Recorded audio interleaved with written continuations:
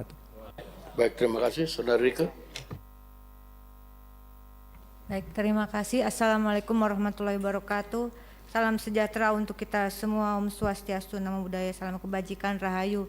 Yang saya hormati Wakil Ketua DPR RI Profesor Sufmi Dasko, Ibu Sari dan Bapak Saan Mustafa. Yang kami hormati pimpinan Komisi 8, Komisi 9 dan Komisi 11. Yang kami hormati Menteri Bappenas Republik Indonesia, Menteri Keuangan, Menteri Sosial, kemudian Menteri Kesehatan dan BPS Republik Indonesia.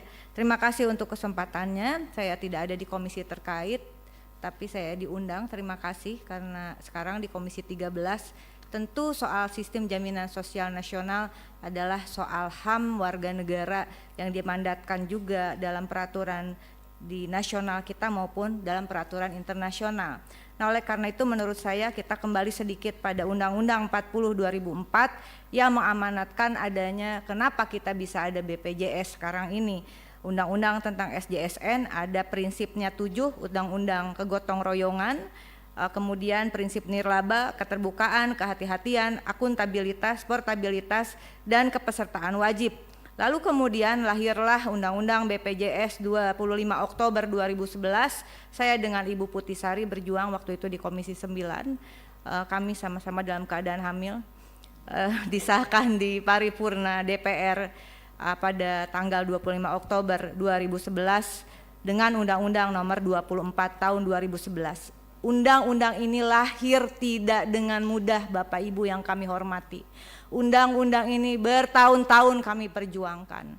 Dan kemudian lahirlah PP nomor 75 tahun 2021 tentang pelaksanaan program PBI Jaminan Kesehatan dengan sasaran utamanya fakir miskin, masyarakat tidak mampu, kelompok rentan yang ditetapkan oleh pemerintah.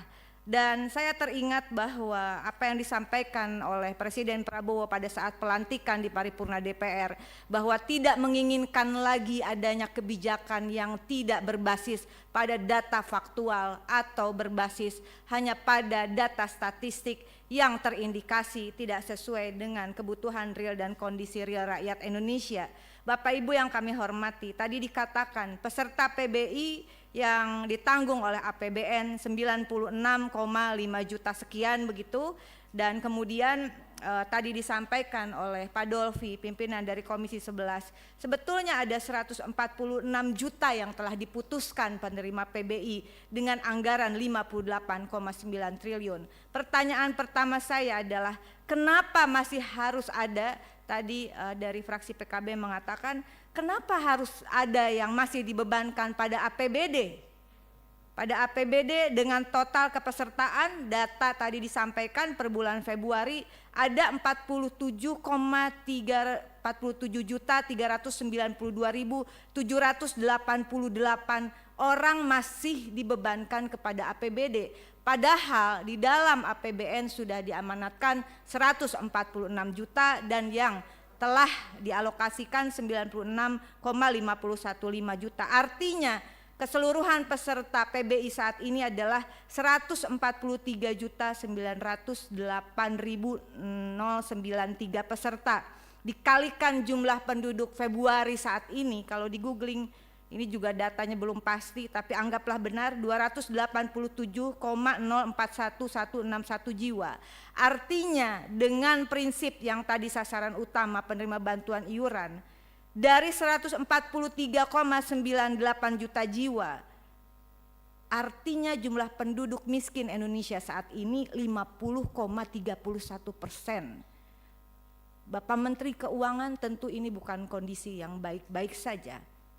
Kalau dikalikan ya, apakah ini data yang faktual? Karena kalau 50,31%, saya mohon masukan dari senior-senior Komisi 11, dari semua yang hadir di sini, apa kategori negara kita jika 50,31% tidak mampu?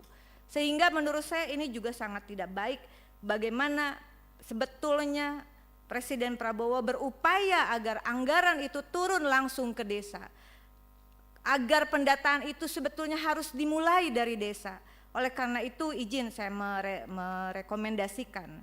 Pertama, saya sepakat reaktivasi peserta yang dinonaktifkan tadi segera karena ini mohon izin pimpinan, mereka sangat, ini persoalan nyawa, ada 120.472 orang kali 42.000 kali 3 bulan hanya 15,179 miliar, bukan uang kita.